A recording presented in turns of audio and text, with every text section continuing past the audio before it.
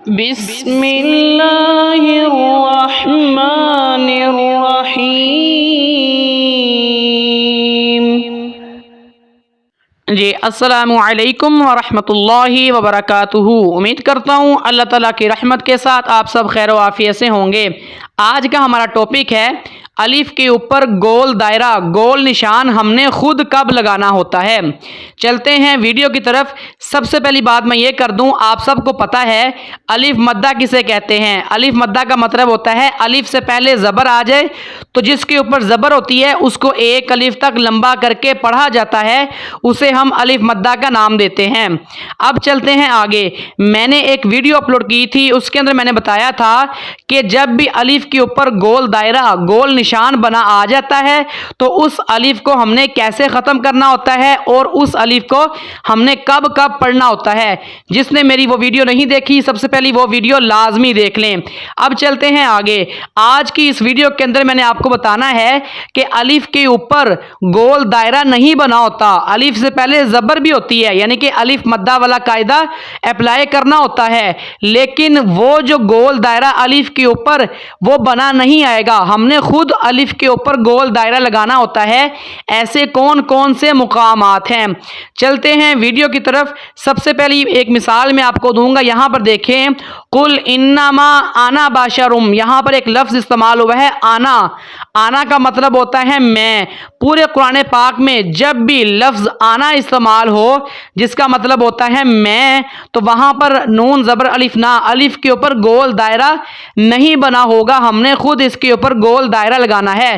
گول دائرے کا مطلب ہوتا ہے ہم نے الف کی وجہ سے نون کو لمبا نہیں کرنا ہوتا، ٹھیک ہے۔ قل انما انا بشرم مثلکم، انا بشرم، الف سے پہلے زبر ہے، الف مدہ والا قاعدہ ہم نے پڑھا تو ہے، لیکن لفظ انا کے اوپر وہ الف مدہ والا قاعدہ اپلائی نہیں کیا جائے گا۔ کلیئر ہو گیا ہے؟ اگر میں اس کو اس طرح سے کہہ دوں کہ یہ جو لفظ آنا ہے اس کا مطلب ہوتا ہے میں، تو یہ ایک اسپیشل ورڈ ہے، وہ جو الف مدہ والا قاعدہ ہے اس کے اوپر اپلائی نہیں ہوتا۔ اور وہ جو گول نشان گول دائرہ والا ہے کہ اگر گول دائرہ الف کے اوپر آ جائے تو ہم نے الف کو ختم کرنا ہوتا ہے، ٹھیک ہے۔ لیکن لفظ آنا کا جو الف ہے اس کے اوپر گول نشان بھی نہیں ہوتا، ہم نے خود اس کے اوپر گول نشان لگانا ہوتا ہے، یعنی کہ الف کو ہم نے خود نہیں پڑھنا ہوتا، نون کو لمبا نہیں کیا جائے گا۔ کلیئر ہو گیا ہے؟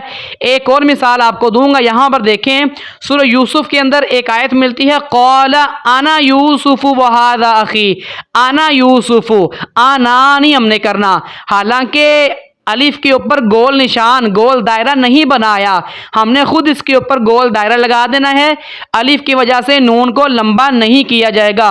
قال انا یوسف وہذا اخی، انا یوسف۔ کلیئر ہو گیا ہے؟ اب چلتے ہیں ایک مثال آپ کو اور دیتا ہوں۔ قال انما انا رسول، انا رسول، یہاں پر بھی انا لفظ یعنی کہ اس کا مطلب ہوتا ہے میں۔ اس کا اگر میں ترجمہ کروں، قال کہا، انما بے شک، آنا میں، رسول رسول ہوں، ٹھیک ہے۔ یہاں پر بھی لفظ آنا استعمال ہوا ہے، تو یہاں پر بھی الف جو ہے آنا کی اس کے اوپر گول نشان نہیں بنا ہوا، لیکن ہم نے خود سپوز کرنا ہے، ہم نے خود الف کے اوپر وہ دائرہ لگا دینا ہے، ہم نے الف کی وجہ سے نون کو لمبا نہیں کرنا ہوتا۔ کلیئر ہو گیا ہے؟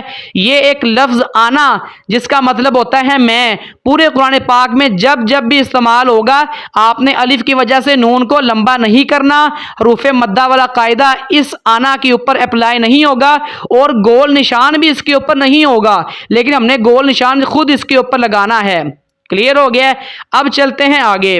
یہاں پر دیکھیں ایک مثال میں آپ کو دوں گا، سورۃ الملک کی آیت نمبر 9 ہے، قالوا بلا قد جاءنا، یہاں پر بھی لفظ استعمال ہوا ہے آنا، لیکن یہ وہ والا آنا نہیں ہے، اس کا مطلب تھا میں، حمزہ زبر آ، نون زبر الف نا، آنا کا مطلب ہوتا ہے میں، تو یہاں پر وہ نہ صرف ایک ہی لفظ تھا، لفظ آنا جو ہے یہ ایک لفظ ہے، پورا ایک لفظ ہے، حمزہ الگ نہیں ہے، نون زبر الف نا الگ نہیں ہے، پورا ایک ورڈ ہے۔ لیکن یہاں پر دیکھیں سورۃ الملک کے اندر قد جاءنا، یہاں پر بھی استعمال تو ہوا ہے، لیکن جاء حمزہ جو ہے وہ جاء کا حصہ ہے، ٹھیک ہے، جاء، اس کے بعد نون زبر الف نا، یہ ایک الگ لفظ ہے، اگر میں اس کی ٹرانسلیٹ کروں تو ہوگا قالو، تو وہ کہنے لگے بلا کیوں نہیں، قد تحقیق یا بے شک، جا آئے نا ہمارے پاس. یہاں پر جو حمزہ زبر آئے نا وہ جا کا حمزہ ہے، اور نون زبر الف نا ہے وہ ایک الگ ہے. ٹھیک ہے، وہ ایک الگ ورڈ ہے، اس کا مطلب ہوتا ہے ہمارے پاس یا ہم. ٹھیک ہو گیا ہے. تو جب ایسے مقامات کے اوپر حمزہ الگ استعمال ہو، نون زبر الف نا الگ استعمال ہو، وہاں پر آپ نے نون کو لمبا لازمی کرنا ہے. یہ وہ والا آنا نہیں ہے. جب بھی آنا استعمال ہوگا جس کا مطلب ہوتا ہے میں، حمزہ اور نون ایک ہی لفظ کے حصے ہوں، حمزہ اور نون الگ الگ الفاظ کے حروف نہ ہوں. ٹھیک ہو گیا ہے، وہاں پر نون کو آپ نے لمبا نہیں کرنا ہوتا. یہاں پر سورۃ الملک کے اندر ہم نون کو لمبا کریں گے. قالوا بلا قد جاءنا نذیر، آنا نذیر. جہاں پر لفظ آنا استعمال ہوگا اس کا مطلب ہوتا ہے میں، تو وہاں پر نون کے ساتھ جو الف ہوتی ہے اس کے اوپر ہم نے دائرہ لگا کے الف کو ختم کرنا ہوتا ہے. کلیئر ہو گیا ہے؟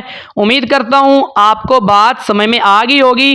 اللہ تعالی ہمارا حامی و ناصر ہو. السلام علیکم ورحمۃ اللہ وبرکاتہ.